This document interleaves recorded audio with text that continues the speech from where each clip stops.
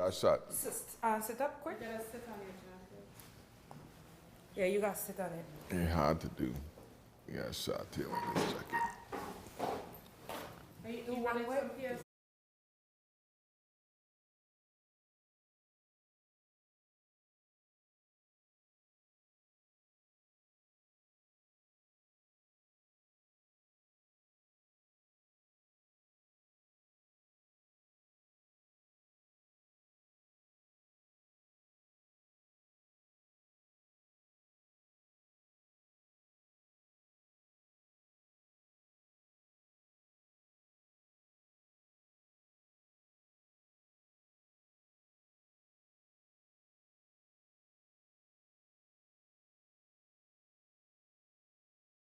All right, stand by to roll the open.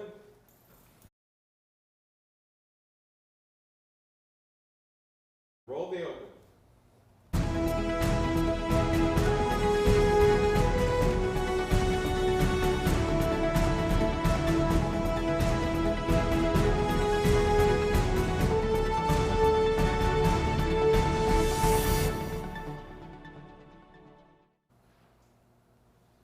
Good evening, Virgin Islanders, and welcome to another episode of the Pressbox.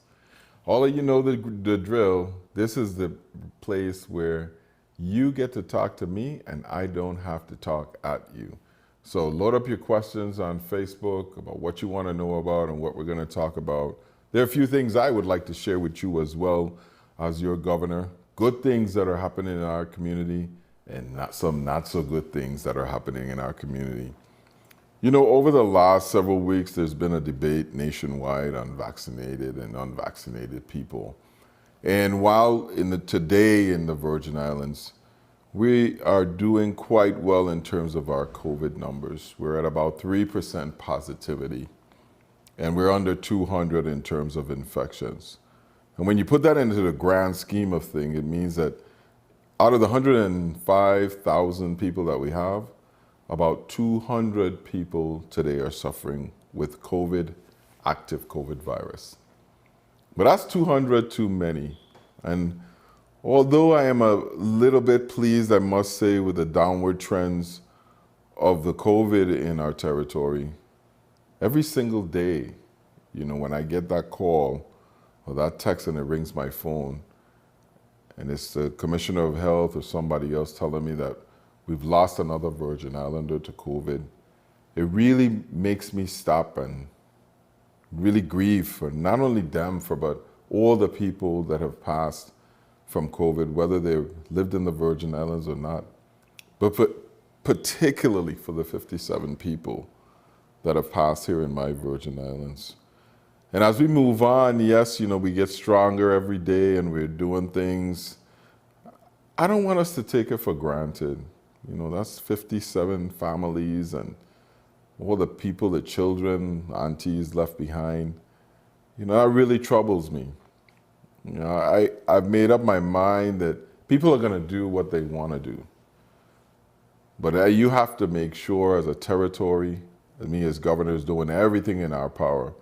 And that's why we've brought in extra nurses and doctors and respiratory therapists to make sure that you're getting the best care. We've stepped up our activity in terms of response. Right now, what we're doing is when we diagnose people and we see they're eligible for the monoclonal antibodies, we're not waiting for you to come to the hospital. We're calling you and getting you so we can make sure that you don't have to make that trip. We're giving home care now. Our paramedics, my brother Robert is a paramedic. He told me to remind the people that they are out there doing a job. Virgin Islanders, EMTs and paramedics, visiting homes and giving home care. We're getting breathing apparatus to help people breathe better when they're home so they don't have to be in the hospital. We have not stopped our effort. And of course, testing, and encouraging you in every single way to get your vaccine. So we're doing all we can, despite whether you have decided to or you haven't decided to, we still love you. And we want to make sure that we're getting that to you. So enough of the COVID for the minute. I want to talk about other things that are going on in the territory. And I kind of boot the health commissioner off because I told her, I said, you know, we're going to talk about some other things today beside a COVID. You know, financially, I think the strength of our administration is that we have been able to do such an incredible job with managing the government finances. This year, again, we would have finished the year with a budget surplus. And this time it's not 5 or 10 or 20, it's $71 million. But paying back the people of the Virgin Islands is something I take very personally and prioritize throughout the administration. And, you know, the 8% promise is a promise that was made a long time ago by not me as a first governor, but certainly I made that promise at the beginning of this year in the State of the Territory when I addressed you in January, and I told you that we would get it back. And now that we've worked with the legislature, they took 40 million out of the 70 million we would have had surplus, and they dedicated that to paying back the 8% cut. I thank each and every one of them, Senate President Donna Fred Gregory, Novell Francis and their Democrats. I thank them for their leadership and all the others who voted for this bill to make it happen. Now we sent down a supplemental budget the other day to the legislature, which looked like it met on favorable terms to make sure that we get some project done. There are a lot of things going on in the Virgin Islands, you know, in that budget. Most importantly, I think we have about $400,000 in there, so we're going to have this brand new community-driven playground down in Frederiksted. I'm really looking to see that come forward. We also have dedicated some money to making sure that the Frederiksted Pier and all of the waterfront, all the way down to the pool, gets done. So that's about $1.4 million in there for that. We wanted to make sure that people know that we are reinvesting in our downtown areas.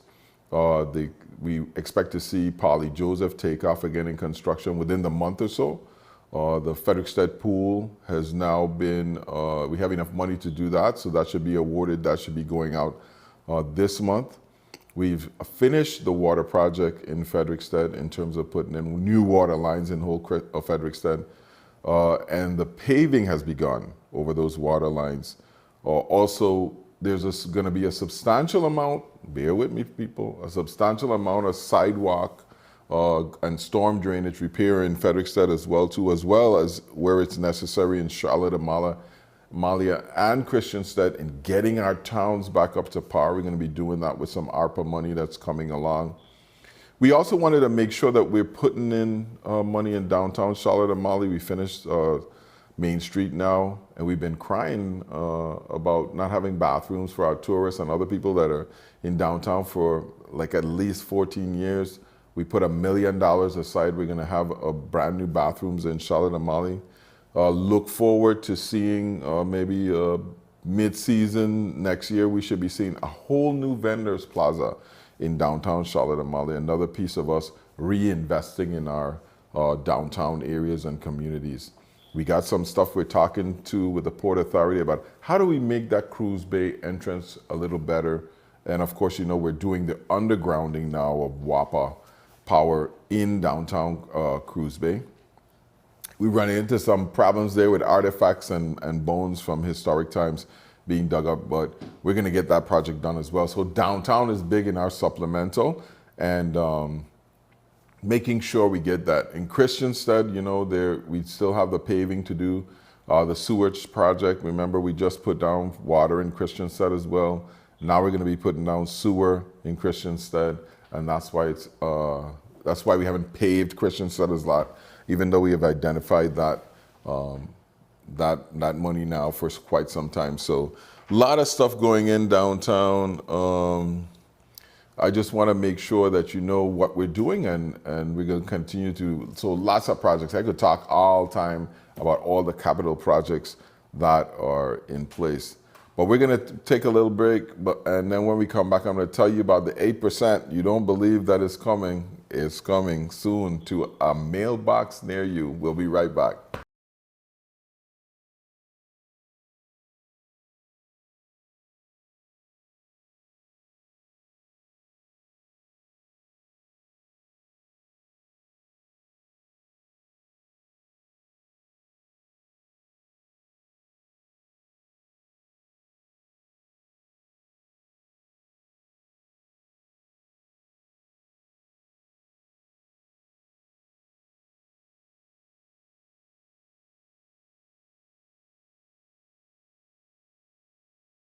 you've read and submit the tracking sheet online at read5.org or when you return to school. My summer reading challenge ends on September 3rd, 2021. Read 5 or more, you meet the challenge, and you get invited to my big celebration. Stay safe, be good, and read 5.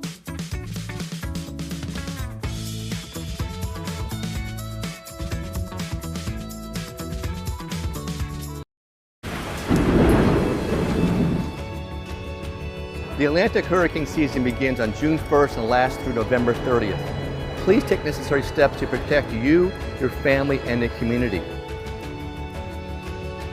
Begin collecting supplies such as bottled waters and non-perishable food, batteries, radios, games for children. Don't forget about your pets and especially your elderly family. Take time now to trim trees, install or check shutters, talk to children about hurricanes and allow them to pack their own go bags. These activities can help reduce anxiety in the event of a storm. We're a small community. Together we can ensure our islands, homes and families remain prepared for hurricanes. Register for Alert VI emergency notification by visiting vitema.vi.gov. Make a plan. Be prepared. Stay informed.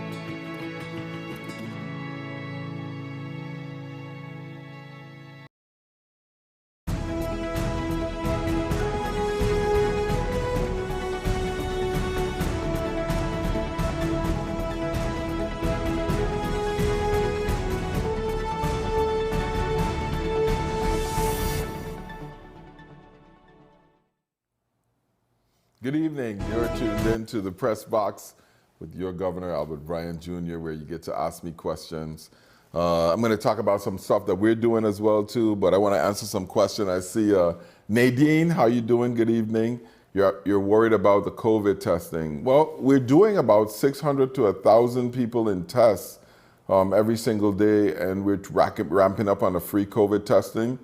We want to make sure that we're getting out as much free testing as possible, and we know that there are mandates now by certain employers or whatever. You got to get a COVID test to come to work every Monday. We've been running lower on our stores, so I just authorized a whole bunch of money to go and get more tests so we can be stocked up. But don't worry, we'll continue to give free COVID testing in the territory. We'll continue to put it out there and put our pop-ups where they need to be. Our staff at the Department of Health is just awesome, and they're going to continue to do their best, as long as the private sector labs are doing it, helping us get there. I want to talk a little bit about the 8%. People are out there. I'm having a lot of questions about who's going to get paid, who's not going to get paid. People are talking about people who made less than $26,000. Those people, the 8% was never taken from them.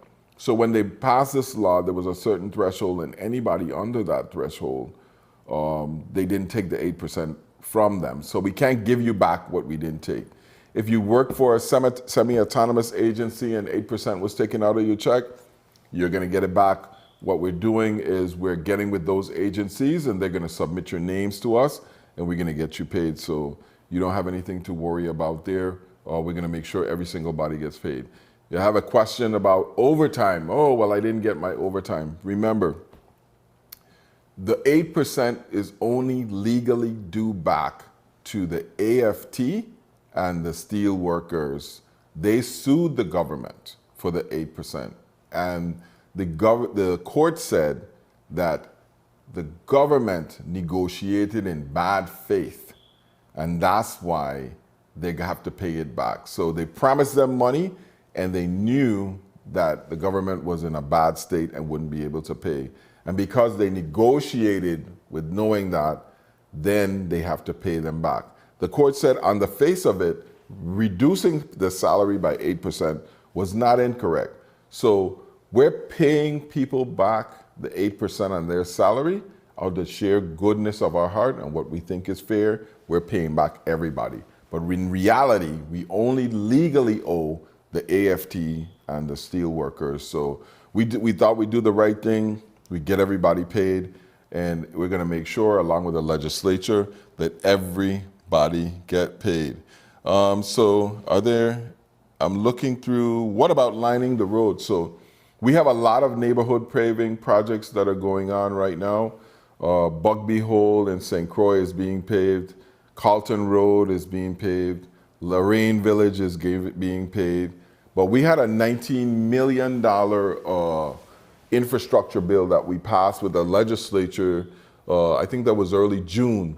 So a lot of those road projects are going to be rolling out now. I think in St. Thomas, North Star Village is on there, Hall Bay is on there, the Avenue in Sugar Estate, that's on there. A lot of different roads. There's about some road paving for Center Line Road that was on there as well, over in St. John.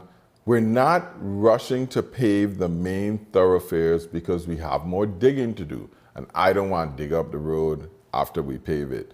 This money that we're paving the roads with now is primarily local money. The federal money is coming. So we had to do a lot of design work and stuff in order to get those projects out. The local roads that we're paving, the reason why we're able to get them out, because they've been on the books for a number of years now, already designed, but we never had money. So this year we had 19 million. We sent that down to the legislature and they decided what roads are going to get paved. Hopefully some more money will be coming through to do more neighborhood paving. Campo Rico Wim, all of those places are already on there. You're going to see the end of the highway paving that's going to take place over in St. Croix. We're going to complete that. And then we're going to work on Centerline Road. So there's a huge project from Five Corners all the way to Lorraine, but it involved burying water, burying power, and drainage and sidewalks. So that's in design. It's going to take a minute. Same thing in Dunu. You see what's going on over there. We got the housing being built now, or the new Dunu apartments. I think that's 85 units, if I'm not mistaken. Plus, there's a road project that's going to go all the way up there, and that's being designed as well. You're seeing we're taking care of a lot of the roads that are falling off the side of the road, solid side of the hill in St. Thomas. Those road projects are going well. There's a big one right there by Cossules. But then we're going to add to that in St. Croix. Everywhere where you see those red cones or those red barriers, all those are repairs that have already been bid out. The contractor is in design phase because they're design build contracts, and you should be seeing those coming out. Let me see what kind of questions you got on here. Nadine, thank you. I love giving you back your 8%. Yamina Fraser, yes, we're going to give you back in your semi-autonomous. We're giving that. Hi, Auntie Joan. I see you over there watching. That's always good stuff. But not much questions tonight. Why are the CBA agreements, what is it saying? Governor, when are the CBA agreements going to continue to be negotiated? So we just signed the CBA agreement for corrections. There's one now I just signed. I think that one was, it was steel workers that I signed. That's a bunch of different shops. That one is AFT. We're doing the financial review now for the proposal for AFT. I think we already signed the teacher, the principals. Theirs is signed, I think now too. So we're getting through all of the negotiations. But every time we negotiate, we got to go back and work the numbers because, I don't want to promise you anything I can't pay you. I want to make sure I'm able to pay you. So we got to make sure we get those things because I don't believe in this thing where I promise you I'm going to pay you, then I don't give you the money. We worked in enough retro and everything into the budget, so we should be able to pay you rather quickly on that as well too. Is St. Thomas going to get to, Claudette Tongue George, is St. Thomas going to build a lot, buy a home? St. Thomas have that already. You have Whispering Hills over there, Claudette, right across from Cossules, up on the hill there. You have that. If you want to have a separate lot, you're able to go to VIHFA and build a home there too. Watch out down in Bodo. We have, I always call it Pineapple Village, but it's Wild Pineapple Development. There are about 50 homes that we building down there. We had a groundbreaking last year. They're cutting in. I think they're almost done with the roads now, so we're sending out the bid. They're going to be building 50 affordable homes in there and get it going. Then, good news for those people who maybe you went to VIHFA, you didn't qualify, you want to buy a home. We work with the legislature, Senator VLA and Senator Fred Gregory sponsored a bill for $4 million where we're helping homeowners who don't qualify. So if your income is too high, you're just above the level, those are the people who we want to really target in on. You're going to get some help there. And then we're going to do some ARPA funds to do some home assistance as well too. That's going to probably be another 10, 15 million or so in there. And so we want to make sure that as many people as can buy a house, build a house, Virgin Islanders, that we give you the opportunity to get that asset back and get you in place. So we're really working on building wealth and fighting poverty in the administration. That's why you see me giving back that money all the time. Kimberly Gear, I just talked about Vendors Plaza. We got a whole new Vendors Plaza coming in St. Thomas. The beautiful kiosks that we're gonna put down there. We have to order them, so I think the order should go in by the end of this month. You know how government is, we always got some delay. But by the end of this month, we should have that order in, we should have those up. We were hoping we would have them for December, but it's going to be more like March and so now. St. Thomas Road going down to Dorothea Beach from Dorothea Fire Station. The brush is extremely overgoing. Nadine, Avery listening to you, he right there on this thing. Avery get a bush cut out there by Dorothea. Is there any plan to beautify the intersection by Giant Gas? I hope y'all appreciate that beautiful stuff that we did there when you're coming from the airport in St. Thomas. We put in money in the supplemental to finish that too. We want to make that whole corridor go all the way up to the new Veterans Drive done. Next year, we're going to be doing the come around Veteran Drive phase 2 coming around the legislature. It's going to be beautiful. I'm putting in some money there, local money, because it's harder to find, to beautify the place with plants and shrubbery, and that's important to me. And I know it's important to you too. The pool, we have to put in some landscaping and some other money when we're doing that for Frederickstead as well. So Giant Gas, I think there are plans there to do all of those main thoroughfares, plant them up and make them look good. We paved Garden Street and everything. Yamina Fraser, when will the libraries on St. Croix be finished? The library money, I think we got some money. It wasn't a lot. It wasn't a lot of money at all. But we're going to be doing that. I don't think it went out to bid yet, but the libraries in St. Croix have some work to be done on them. We're going to get those done. We're working on a project now to do Enid Bar in St. Thomas too, and get the bathrooms in there, get it open again. We're going to have like a hospitality center in there for people for COVID. You're going to get gloves, you could get a mask in there, people information if you need to know information about where to get a vaccine or whatever. We're going to be doing that down there. Adelida Diamond Quinones, what about the child tax credit? Perfect question. So those of you who don't know, if you got children, school-age children, you're going to get $300 a month for July, August, September, October, and November. The first checks went out. I understand there is a problem with the Postal Service, and that's why people aren't getting these checks in. I haven't verified it yet. I'm checking on it. But there seems to be a gap there, but the child tax credit should be out already. So there seems to be a problem with people in St. Croix getting those checks. We're checking to the post office. For some reason, our mail is going to New York. Don't ask me why. That's a federal question. But we're checking and see why is that. But of course, we got to take another break. Keep asking your questions. Call your friend. They got a question they want to know. The governor is here. I'm here for you. We'll take a break. We'll be right back. See you in 5.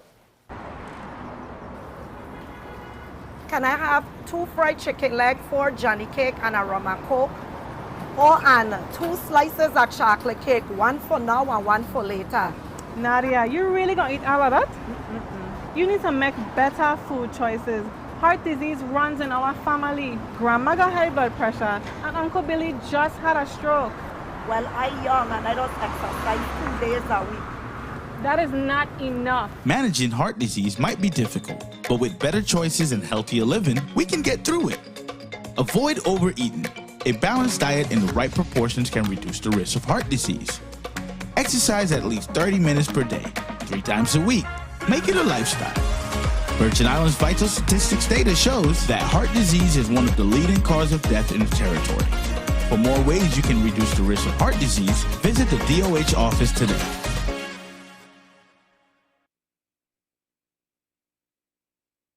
When you're deaf or hard of hearing, operating a vehicle presents a unique set of challenges. If you're pulled over by the police, please follow these directions.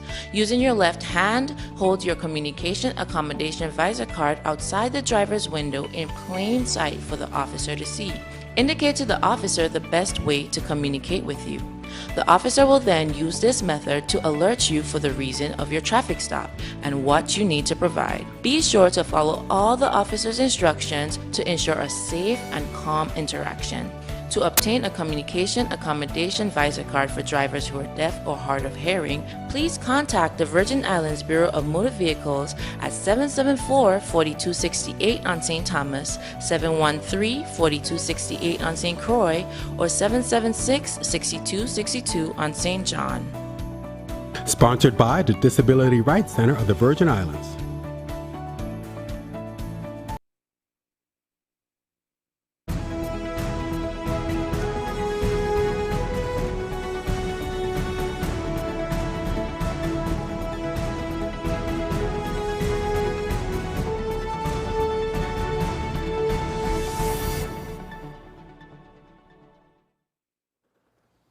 You're on the press box with your governor, Albert Bryan. You know, I read some of these questions and I laugh. I said, lad, Laniqua, really? We responsible for the pothole in Pueblo parking lot? Then belong to Pueblo? We can't fix the one. At least I could shovel one off to the side. But seriously though, somebody else had a question in here about the cemeteries. I saw it while I was slipping through here. What about Taboo Love? I don't know how you say that one, but anyway, love. We actually, the cemeteries in St. Thomas is a specific pet peeve of the Lieutenant Governor. We sent out the RFP originally and he saw it, and we had a meeting with Derek Gabriel about it, our Commissioner of Public Works, and we weren't satisfied with the wall that they were gonna build or the fence or whatever, so we took it back. We redid it the way we think that our dead, our loved ones, should be respected, and the wall. So we have a new quote about what it's going to cost. We got to find a little bit more money because it's a little bit more than we suspected at first, and we're going to get that wall built all the way around there. So I just want to let you know that we're working on that, and it's a project that's near and dear to the Lieutenant Governor's heart. So other people, I said, school. School is good to go. You know, I always, look at our schools and say, we have so much old schools. It's more of a problem in St. Croix and St. John more so than in St. Thomas. St. Thomas has newer schools. I hope you guys have an opportunity to see the CAHS annex. If you haven't, go on Facebook on our website, our Facebook page, or education. Beautiful. That's a little peep about what we're gonna do. So we're almost done with negotiations with FEMA on how much our first school is going to cost. But we've already gone ahead now and we have issued the design build. That means that they design it and they build it. That is out. We keep getting questions back on it, so we have to extend the deadline for it to be submitted. I think the new one is going to be in October. By then, hopefully, we'll have an award to get that done. We have projects at Charlotte Amalie High, as well as at Evelyn Williams to tear down those campuses. We've already torn down Arthur Richards, but now it's time to build back. Good news in building, we got $42 million for Head Start without any match needed from Health and Human Services Department. This is a huge win for Kimberly Causey Gomez, Commissioner of Human Services, as well as her staff. Boop, boop. So we really want to say a big up to them and all the work they've been doing. Head Start is important because that is the first step out of poverty for our children. That's where they go and they learn. I remember when I was in Head Start, believe it or not, all the little toys and stuff that we used to say and sing the songs and ABCs. That is so essential when children are at that, first age, and they learn to love school. So we're going to be building some new Head Start centers and doing some stuff around that. $42 million, and thank you, Human Services, and our Democratic president that keeps making it happen for us here in the Virgin Islands. We also got another grants and stuff this week that benefited us. So we just keep the money coming in and the projects churning out. We have a lot of road projects that are out now. It's keeping up with them. It takes forever to get roads paved. We've been working on Carlton for a long time, and you know how long some of these projects takes, but we're gonna keep working until we get it all done. Let's look for some other questions. I see Avery on there answering some of you. Somebody tell me who I can call. Laniqua, Cal Pueblo, Gladys Abraham, Cancrane. Cancrane, it's really a unique project that we're doing at Cancrane. I know it as Wayne Aspinall. So we're gonna raise that school, but we're extending the dock. We got $23 million to do the bulkhead. That's the front-facing part of the dock. It's a grant we won. And then the back part, where it's a school now, we're gonna have extra storage because there's $52 billion in cargo that comes from Florida to the Caribbean every year. 25 billion of that comes through these territory, St. Thomas and St. Croix. So we're expanding our transshipment capabilities and giving a little bit more room down there for docking. And at the same time, the land that's leased out to Tropical and Crowley and whoever's getting that land, 50% of that money has to come back to education and support the maintenance program. This is a bill by Donna Fred Gregory. She's been working on this for a while. We're looking at the finishing touches now. She's gonna get that up and out of there. Can any help be given to the hospitals from Human Services for borders taking up the beds? Yes, this is a serious problem. So one of the things that we're implementing is home health care. It's taking us a little while, it's gonna be expensive, but we're trying to give families the assistance they need. So if I get it. Everybody works, mommy's sick, what do we do with her? We can't, there's not enough room at Herbert Gregg or Queen Louise. How do we take care of her? We want to offer family those assistance so we could help people to get back in their homes and have somebody come there, the paramedics, check on them. The veterans are doing this as well too. They have a great program they're starting with this home health care.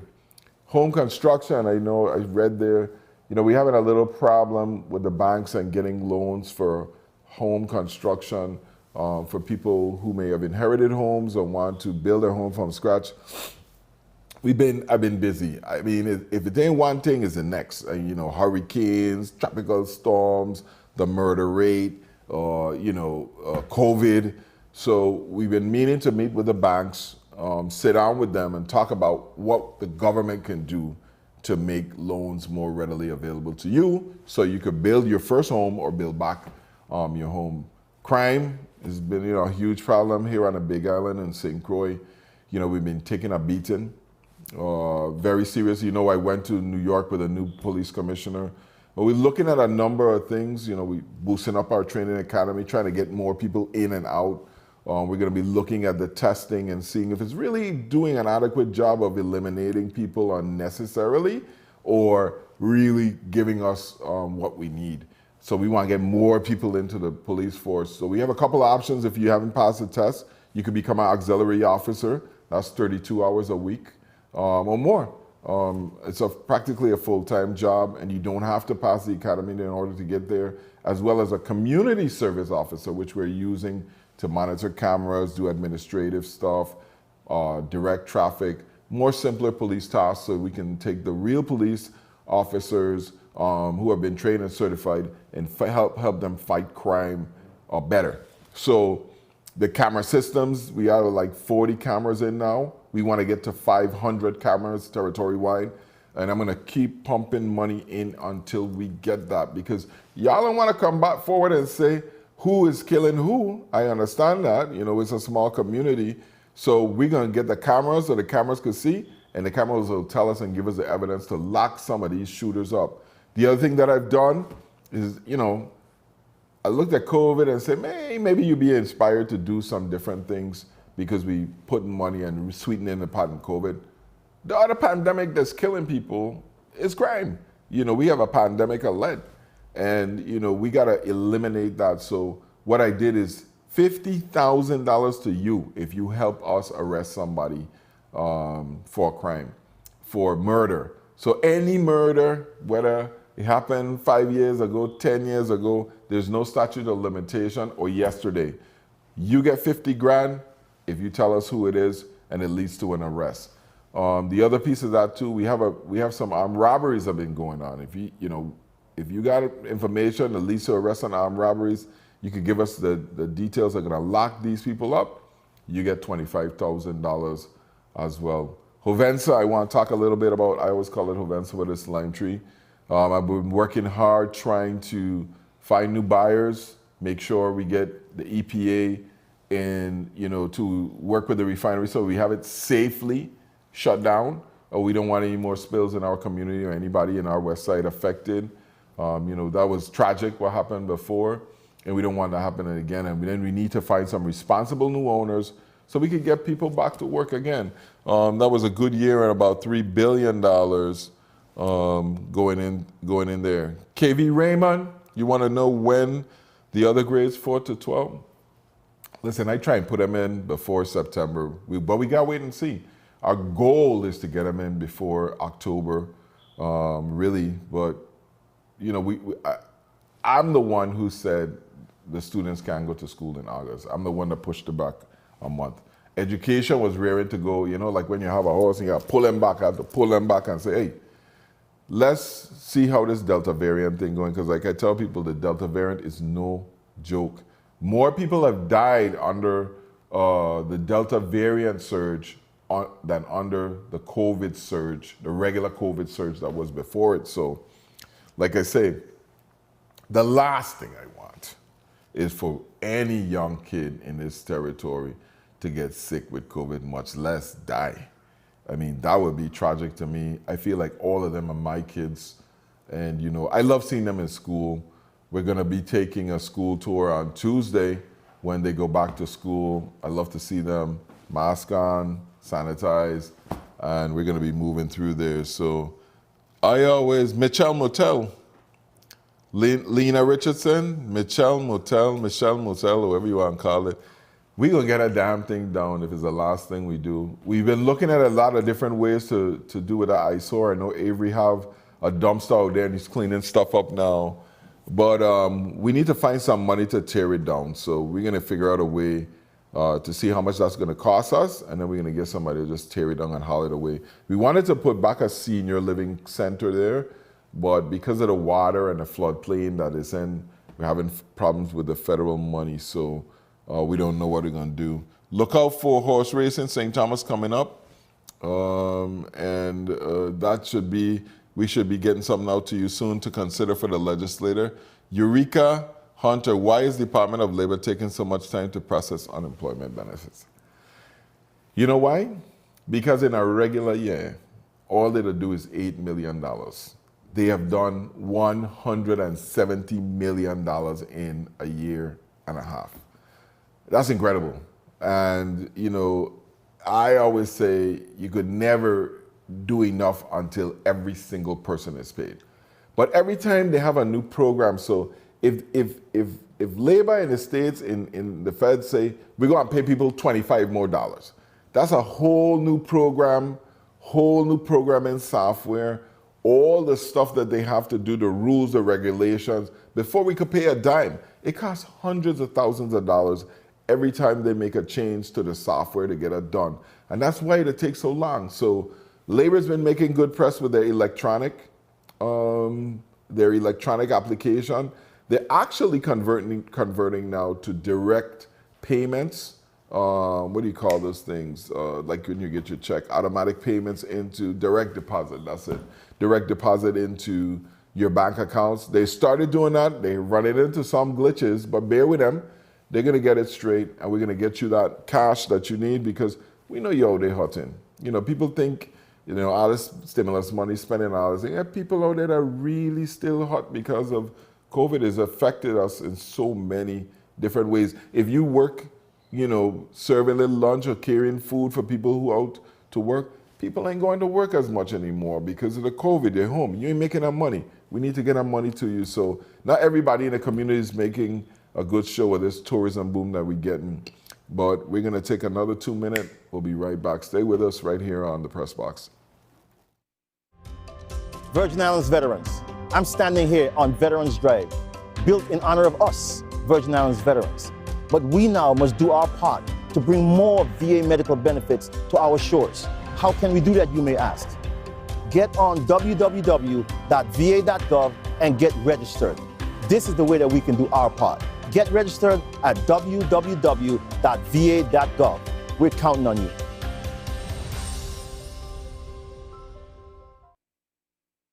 Okay, great. Thank you. Hey, you. Hey, babe. Thanks for lunch. You're welcome. Who is that? That was a representative from the Virgin Islands Department of Health. They're doing a survey called BRFSS. Oh, for what? It's to address chronic diseases facing the Virgin Islands. Diabetes, heart and kidney disease, cancer, stroke, and more. What kind of questions do they ask? They ask questions about food, exercise, age, smoking, and some others. Is that all they ask? Do they ask questions about... Security? No. They don't ask anything about Social Security, money, or credit card information. The information that they do collect is used to guide public health programs that affect all of us. You, me, the kids, the community, and the entire Virgin Islands. Oh, okay. Very interesting. I'm glad we could do our part to help. Yes, we've got to do our part. For more information, visit our website or call John Orr at 340-643-5422.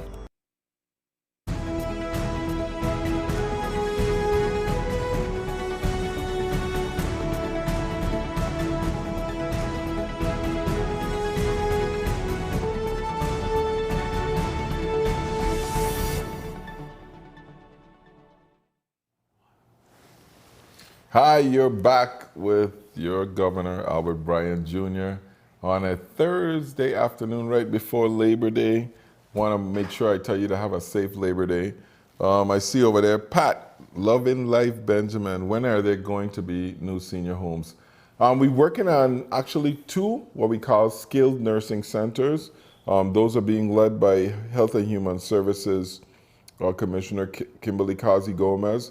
Those, one in St. Thomas, one in St. Croix. I think one is going to be located right next to the hospital, and the other one over here in St. Croix is going to be on the Herbert Grigg complex over there in Kings Hill.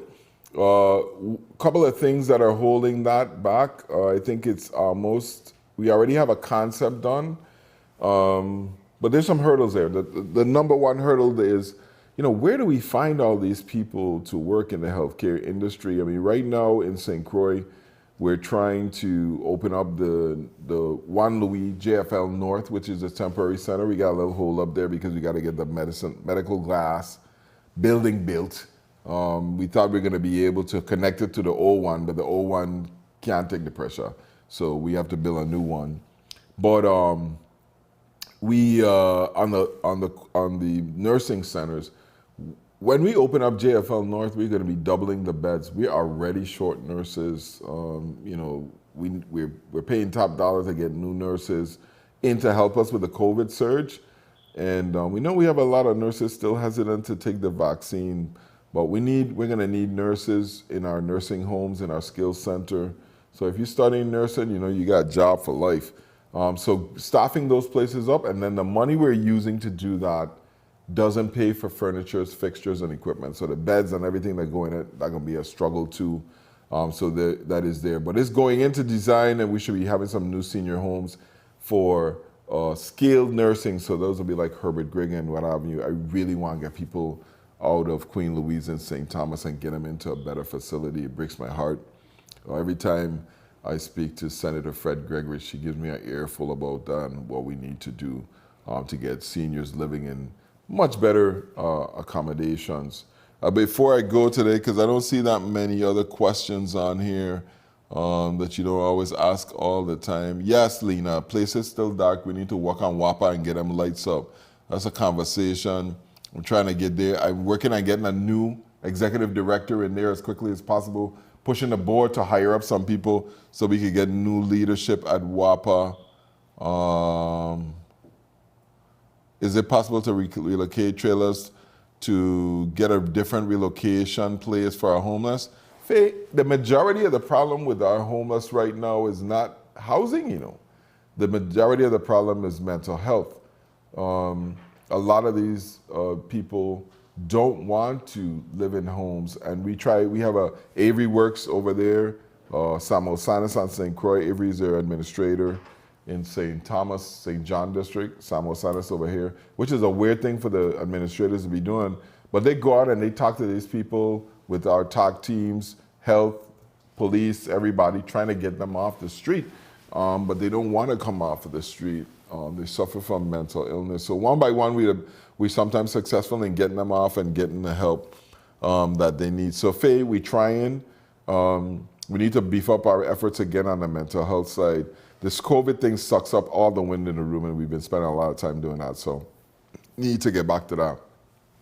Other good news, we have a new director of personnel that we're introducing, Cindy Richardson. Cindy is an assistant commissioner at the Department of Public Works, Department of Labor right now. I had the pleasure of meeting Ms. Richardson when we were in grad school together at UVI, so she has an MBA from there. And then I had the pleasure of working with her for 8 years at the Department of Labor. Real expert in terms of workforce development, and that's what we're looking for at our Department of Personnel. Not only a person who can look at getting and hiring people, but building our workforce, helping government employees find their right spot, enriching our Get Well programs. You know, we spent a lot of money and time encouraging people to get the COVID vaccine. We had the lottery, the big one, 100,000 a week. Then we got the other one. We had one for education. Now we have one for nurses. Soon we're going to be doing one for law enforcement. And now we're paying you $250 after your second shot. But one of the things that we don't talk enough about, and I'm not going to say the word, yes, I'm going to say it, sluxing. You know, the one thing we don't talk about is exercise and getting healthy. So I want to see us as Virgin Islands government employees take an extra effort to go out there and get healthy, because if your body's healthy, your mind's healthy and strong, you're better equipped to fight COVID. So we want to reduce the rate of diabetes, hypertension, and heart disease in the territory as much as possible. Me too, I gained a little weight. The last couple of weeks I've been doing more eating than riding on my bicycle. So we want to get people out there active again and get them going as much as possible. So Cindy is going to be doing that. She, like I said, she's an assistant commissioner over there in St. Thomas. And yes, she's Henry Data from Le Petit Fenêtre. So if you know her, you know she comes from good stock, good people. We're putting her forward. Tomorrow, you have a presser at 11 a.m. with the VIPD. There's going to be some leadership changes with our new commissioner of public safety, Virgin Islands Police Department, Mr. Ray Martinez. Remember to enter your Vax to Win Healthcare Heroes. I want to see some shout outs out there. I was in St. Thomas. I was in St. Thomas this weekend, bumping and rolling with my boy Jason Charles, who always takes me around and introduces me to new people. Want to say hello to Mr. Merwin Potter over there. Good boiled fish down there by Gramboka School. Don't ever miss it. And yes, it's St. Tomian boiled fish, but good crucians. So when you're going to St. Thomas, you're going to make sure you pass by Merwin. My new friend up there, Miss Hodge at Lux. I went to there and I had a long conversation about her, about young people, and you know, I know a lot of you frustrated about the protocols, about the stuff at the university, but we want you to be safe. Listen, we building a new Virgin Islands for you. It's for you. We building homes for you. We building schools for your children. We're making sure that we empower you, and we want to make sure that you feel confident that you have a place here in your home in the Virgin Islands. So hail up Miss Hodge. It was a very good conversation, and the Hartmans over there talking to you at Lux Lounge. Oh, that was good too. I'm going to be around St. Croix this weekend, rolling around, saying hello to people, you know, stopping in. Try not to eat too much, but keeping active as much as possible. I want you to have a beautiful and safe Labor Day weekend. Don't trip. Delta going to get you. Try to be as safe as possible. You know, if you got parties, you know, small groups of friends, people who preferably vaccinated and stuff, stay away from large crowds, because I want you to stay safe, stay sanitized. Love you, and I'll see you later. Join us next time on the Press Box with your Gov, and till then, just be safe.